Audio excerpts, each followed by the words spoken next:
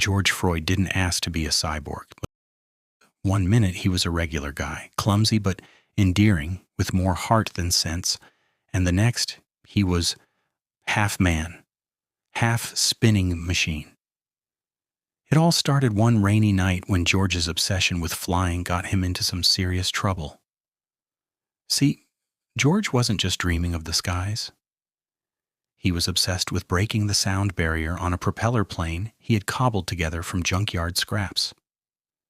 He was a tinkerer at heart, always messing with bits of metal and engines, trying to get something to fly better, faster, smoother. But during that fateful flight, a freak storm lit up the sky.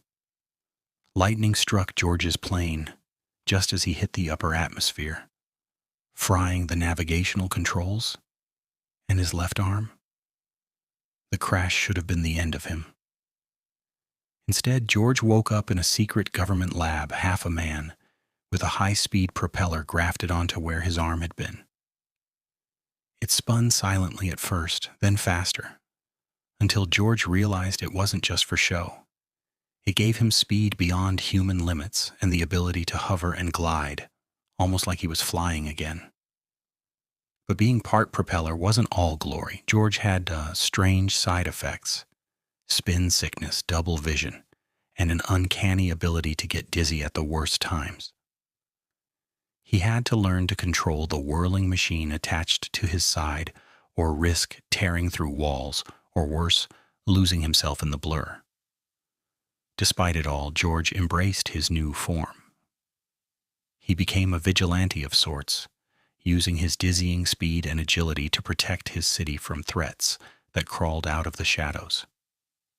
People whispered about the whirling wonder, a blur of metal and flesh, who appeared whenever there was trouble. Still, George kept one thing close to his heart: the hope that one day he'd build a machine that could bring his other half, the real him, back. Until then, he'd spin through the night, the propeller whirring his anthem of survival and stubborn hope.